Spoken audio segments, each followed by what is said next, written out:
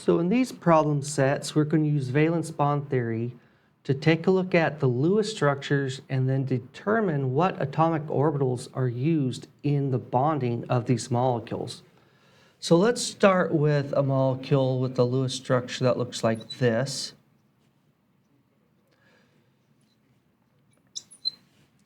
And let's figure out the atomic orbitals that are used to form this triple bond. What orbitals are these lone pairs in?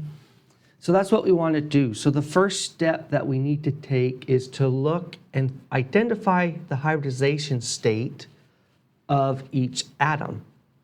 When we take a look at this carbon, we see that there's one electron group, two electron group around it, so that makes that carbon a sp hybridized carbon. We do that same analysis for the oxygen atom, 1, 2, that is also sp. So now we just have to now hybridize or take the ground state of carbon. Remember, ground state, we have a 2s orbital and a 2p orbital. I'm cutting off the 2 right there.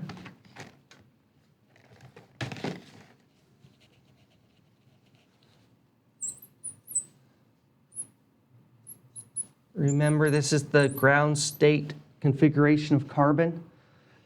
And now we have to hybridize that into a sp. So that means we're going to take an s orbital and a p orbital, and we're going to hybridize them into an sp and an sp. And then these two orbitals right there were not hybridized. They're just left alone. And so those are our p orbitals. And so that's what we need to do.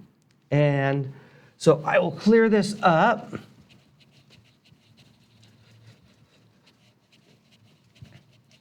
So what I'm going to have on my right is the hybridized configuration for carbon. And then on the left, did I say right? On the left side, we'll have the carbon.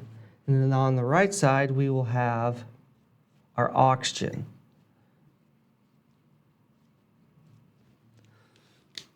Now, how many electrons are we going to put in here? Now, we use our Lewis structure to help us figure that out.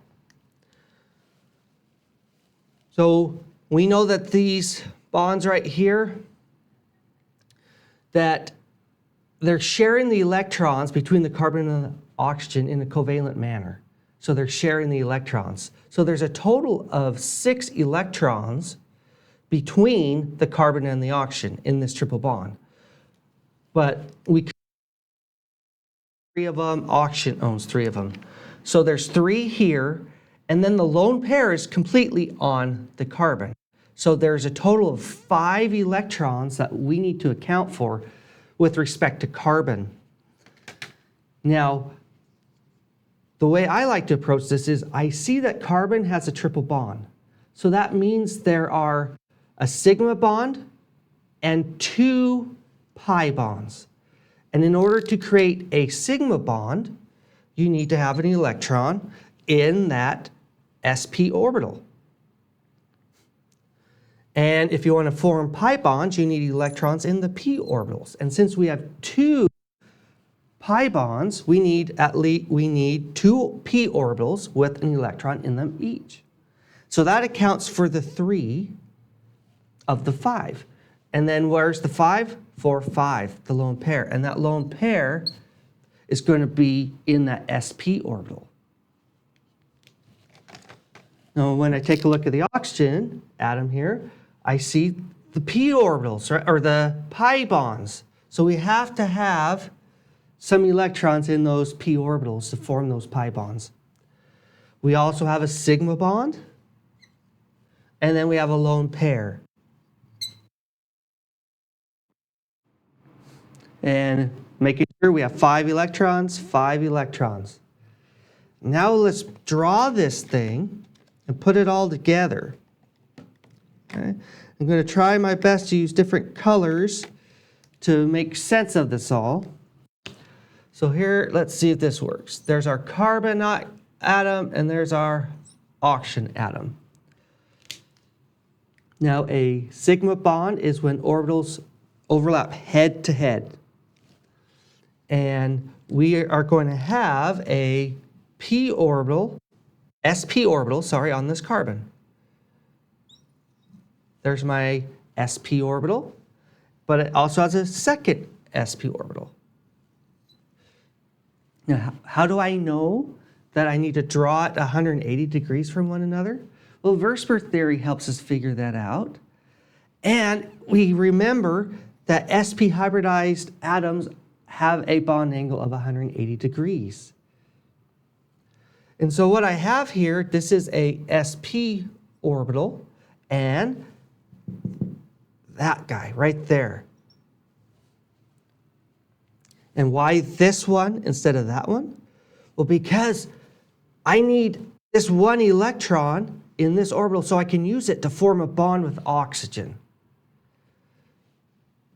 And so this sp orbital would be the lone pair right there. Do you see how that kind of matches the Lewis structure? There's the lone pair, there's the lone pair. Now oxygen,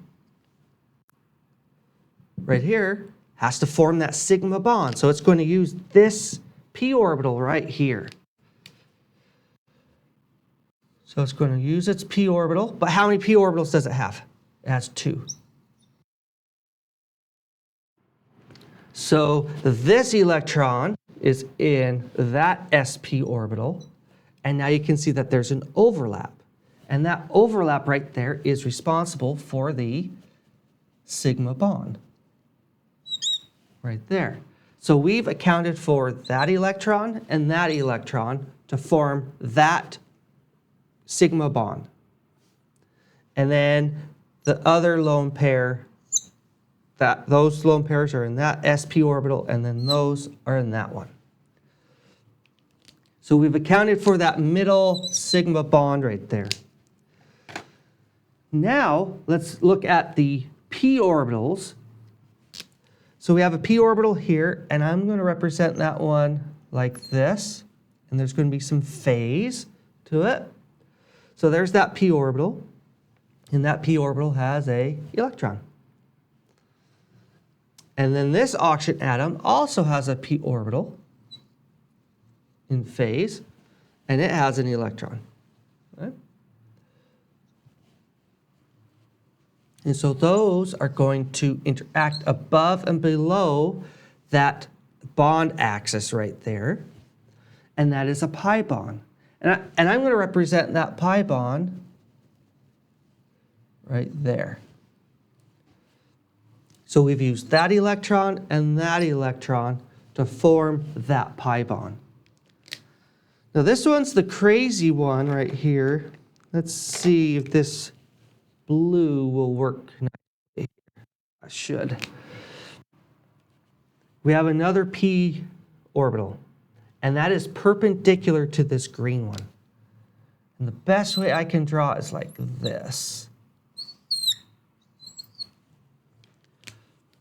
And it has phase like so. Now before I continue on, if my hand, my flat hand represents this molecule, right? The p orbital, the green p orbital is above and below my hand. And then this blue one is perpendicular to the green p orbitals.